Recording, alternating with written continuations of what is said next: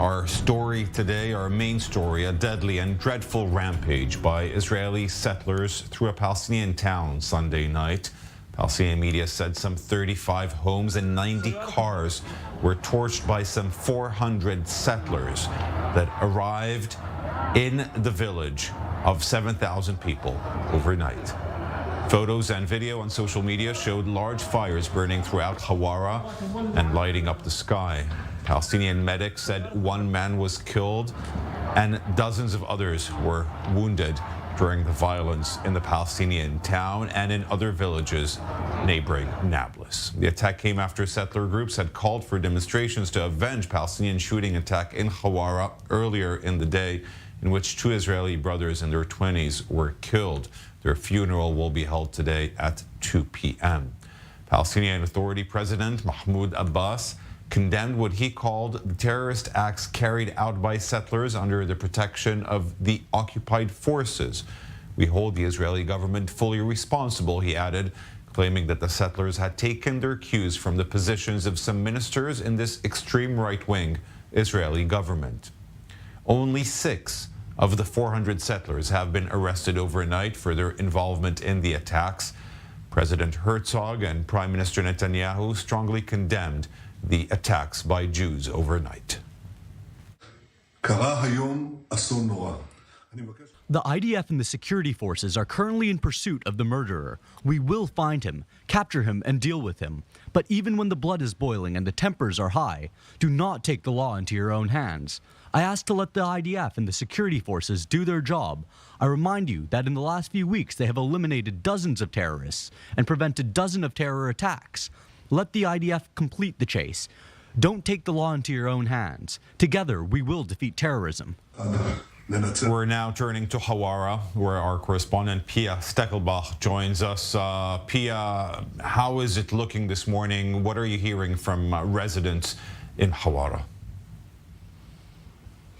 Well, Ariel, you can definitely still see some remnants from yesterday night's rampage of those 400 Israeli settlers who not only raided here in the town of Hawara, but also in the surrounding villages. You could still see tear gas canisters shot by Israeli forces laying on the ground. And I'll step aside for you to see there is still, you can, of course, see those burnt buildings. We have seen that 40 buildings have been partially destroyed. 35 buildings have been completely destroyed by being torched. Also cars, when we were closer to the main street in Hawara earlier, we could still smell the burnt rubber from the tires. And you can see that this junction here specifically, the army is very present because the manhunt is still underway for the perpetrator of yesterday's attack, the killing of the two Israeli brothers here. And the settlers who were active here yesterday night, who were responsible for the rampage, they were saying that this is a revenge attack for that killing of the two brothers. Now tonight, not far away from here, from the town of Za'atara, a 37-year-old Palestinian was killed, Sahib Akhtash. And this area here, this street, that main street that is going through Hawara that you can see right behind me, this is really a flashpoint because this is one of the very few areas in the West Bank where Palestinians and Israeli settlers directly meet. When you continue straight away towards what I'm facing right now, you'll reach the major Palestinian city of Nablis. And as you can see, surrounded, this small town of Hawara, it has about 7,000 inhabitants only, but it is surrounded by settlements, as you can see them here on those hilltops. This is the settlement of Itzal, and this is where those people that are responsible for that terrible rampage tonight have been coming from. As you mentioned, Ariel, estimated 400 people coming from those settlements tonight were here, and 6 were arrested. We have heard condemnations from Prime Minister Benjamin Netanyahu and also from the Israeli president. But, you know, when you talk to people here on the ground, we had the chance to speak to a member of the municipality of Hawara. He was saying how surprised he actually was about the extent of tonight's rampage, that he hasn't seen anything like that before here in Hawara, and that he also holds this very far right-wing Israeli government responsible. And he says they are supporting these, as he mentioned, as he called them, racist attacks. Horrific scenes there overnight from Hawara. Thank you very much, Pia. Of course, we'll be back with you soon. We stay with our coverage of this story. The settlers' attack on Hawara came hours after a regional security summit wrapped up in Aqaba in Jordan. Israelis and Palestinians met in an attempt to ease the growing tensions in the West Bank.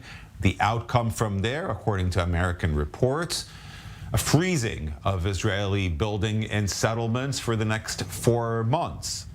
The IDF has deployed another battalion to the Nablis area in the West Bank, in addition to the 2 that are already stationed there. The White House, EU, and the UK have condemned the attacks by Jews overnight in Hawara. State Department spokesman Ned Price said in a statement, "We condemn today's violence in the West Bank, including the terrorist attack that killed 2 Israelis and settler violence, which resulted in the killing of 1 Palestinian, injuries to over 100 others, and destruction of extensive property." We're now joined by Avi Melamed, founder and CEO of Inside the Middle East Intelligence Perspectives, a Middle East expert. Thank you very much for being with us. I'm wondering, with the reports this morning, how come only 6 settlers were arrested? We're talking about more than 400. It took hours for the IDF to stop the violence. This is Area C in the West Bank, which means that it is controlled by the IDF. Where was the IDF, and why are not more being arrested? I don't know exactly where was the IDF, but I can tell you that it's very clear that what we see is very much connected to what's going on inside Israel. And I'm talking mostly about the fact that today in the center of power of Israel, in the economy, in the constitution, in the homeland security, we have ministers that are coming from the same mindset and the same modus operandi of those hooligans who committed last night this rampage in Hawara. That should be very clear. We have ministers in the government, and we have quotes yesterday on Twitter by a member of parliament, the chairman of the Homeland Security Committee, who says Hawara should be put on fire. We have the other elected officials in the West Bank that have been calling for similar activities. So what we're seeing, of course, is a reflection, as you say, of what's happening in the government. I do want to ask you about the results of this summit that we saw yesterday in Aqaba, an attempt by Israel and the Palestinians, mediated by the United States, to lower the flames. What do we know about the outcome from there? We've heard an announcement from the United States that Israel has committed to stop construction in the West Bank for the coming 4 months. Of course, ministers from the extreme right here in Israel say, we're going to continue. Yes, and yet that's another reflection of the schizophrenic government, or sort of government, that we have today in Israel, where on the one hand the prime minister says A and his colleague ministers are saying B. Look, I want to say something in the context of what happened yesterday. Once again, unfortunately, we see a situation when extremists on both sides are dictating the agenda of many, many people, good people, Israelis and Palestinians. I want to say something about the settlers. I'm not a settler myself. Most of the settlers are good people, honest people. I have no doubt that many of the settlers totally resent what these hooligans did last night. This is totally not the way. But at the end of the day, I think that the most important thing to understand here is the wide context, and I have no doubt in my mind. And by the way, the script on the wall for a long period of time. I know this area very well. I met many of those people from this specific area of Hawara, and I'm talking about settlers as well. And it's not surprising. That was a hub and become a hub to a very radical and extreme a group of people that are trying to dictate their way today upon the state of Israel, upon the Palestinians as well. They are gaining momentum with the fact that, as I said before, their brothers to mindset are sitting in the power centers of Israel today. But this is something of a very strong wake-up call for majority of the Israelis, including with the settlers.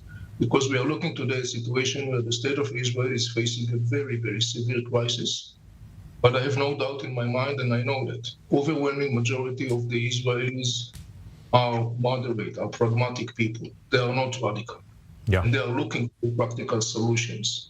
We are in a phase that, unfortunately, for different circumstances, political one, we find ourselves basically dragged. Avi Melamed, please stay with us. I think the point has been made clear. Please stay with us. We're going to take a short break. We'll be right back with more on that.